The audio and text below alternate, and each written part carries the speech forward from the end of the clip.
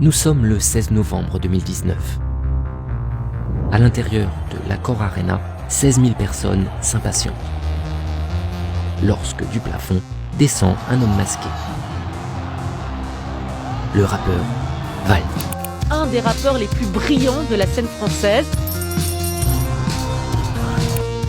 Pour le premier concert de sa vie à l'Accor Arena, l'ambiance est folle. Voici Mehdi Guebi, le manager de Vald. Pour lui aussi, ce concert, c'est le fuego. Et puis la fête a pris une autre tournure. Ensuite, quand on a demandé l'arrêté des comptes, je découvre qu'on s'est bien mis dedans quand même. On est en déficit de quasiment 1,5 million.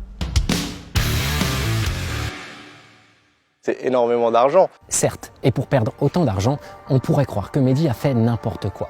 Mais pas du tout.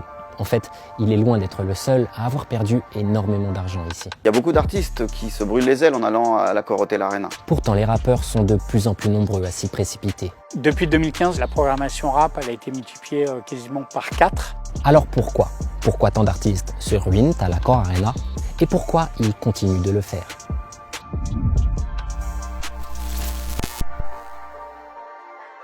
Comment perdre 500 000 € avec l'Accor Hotel Arena complet? Voilà, ça c'est Paris. Tour Eiffel, musée, Accor Arena. Qui s'est aussi appelé Bercy. Puis Accor Hotel Arena. Mais maintenant c'est Accor Arena, voilà. À sa construction, c'est la plus grande salle française. Eh bien oui, je suis heureux. Elle doit alors accueillir du sport. Une force de la salle, c'est son côté assez compact. Vous avez l'impression que vous pouvez toucher le spectateur qui est là à 15 mètres. Alors là, on est dans la charpente. Et ça permet de faire quoi ? D'accrocher tout le matériel des productions. On peut accrocher plus de 130 tonnes de matériel au-dessus de la scène. Tout ça a donc aussi attiré les artistes et permis de grands shows.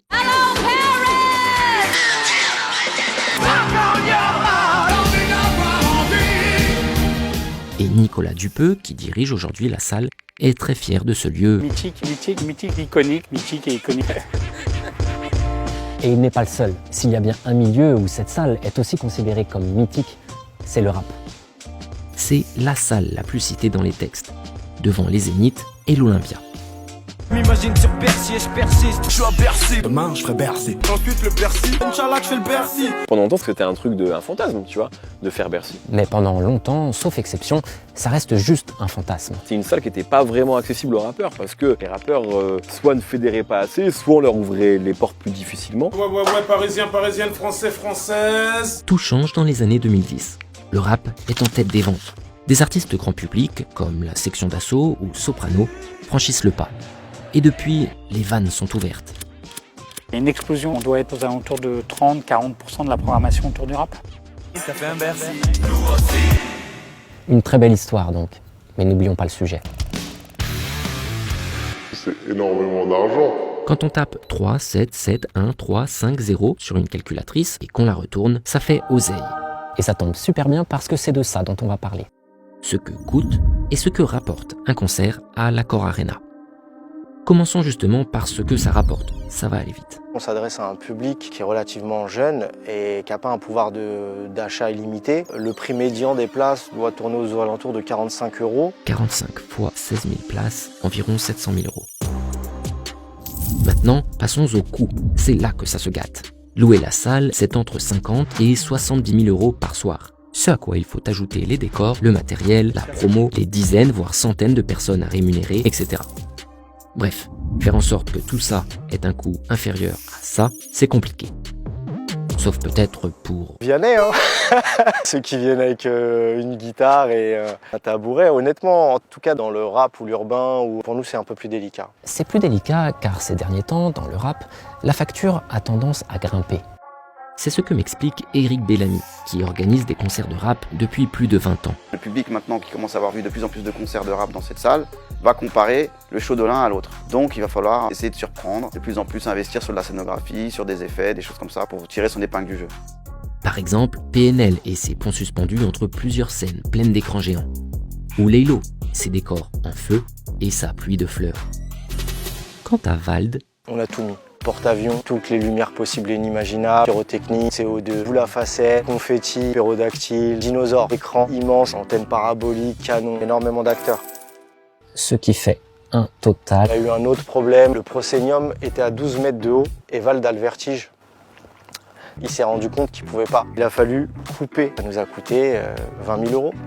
Ok, ce qui nous fait donc un total de 1,2 million d'euros. 1,2 million de dépenses moins 700 000 de recettes. Eh ben, alors dans ce cas de figure, la seule manière de s'en sortir, ça peut être de répliquer le concert et donc de multiplier les entrées, sans trop faire grimper les coûts. Par exemple, les artistes internationaux qui rejouent ailleurs, ou bien les très gros artistes français, ceux qui peuvent remplir l'Accor Arena plusieurs soirs d'affilée. Mais pour les autres, ceux qui font ce qu'on appelle un one-shot, il est beaucoup plus probable de perdre des sous. Depuis, Mehdi et Vald se sont séparés. Mehdi cherche désormais à faire carrière dans la confection de dinosaures pour le cinéma. Bon ok, j'arrête, c'est nul. Si on devait le refaire, peut-être qu'on ferait encore plus même, et on perdrait encore plus d'argent. Bon, depuis le début, on parle de perdre de l'argent ici. Mais la vérité, c'est que cet argent, il n'est pas vraiment perdu. Parce que Mehdi et tous les autres savent qu'en dépensant ici, ils pourront gagner beaucoup plus ensuite. Concert exceptionnel à l'Accor Arena de Paris. Des milliers de personnes. Un show incroyable. Concert XXL. Paris, concentration de tous les médias, et ça résonne partout. C'est une énorme case que tu coches, en fait tu prends une autre dimension. Ça va être un investissement d'image. L'Accor Arena, ça place un gros projecteur médiatique sur l'artiste. Et ça peut se traduire dans son portefeuille d'au moins 3 manières. 1. Ça peut relancer les streamings. 2. Ça attire des spectateurs dans les concerts suivants. Et 3. Ça permet surtout d'ouvrir les portes de salles. Les festivals.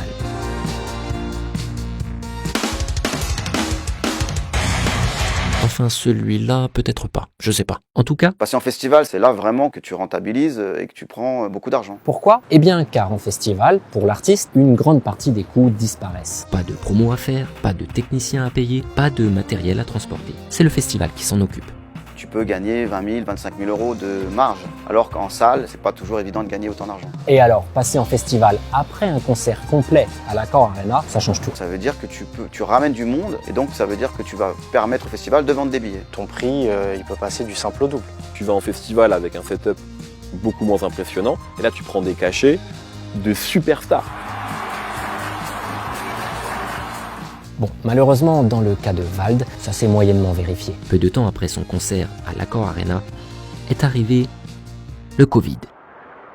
Et donc, plus aucun festival. Donc là, vous avez toujours pas amorti ce concert de 2019 ? Non, il sera amorti cette année. Pas forcément pour très longtemps. En novembre 2022, Vald prévoit un nouveau concert à l'Accor Arena.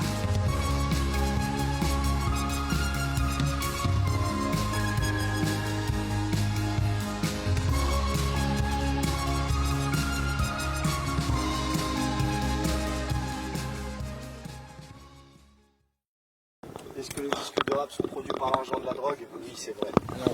Garde le micro.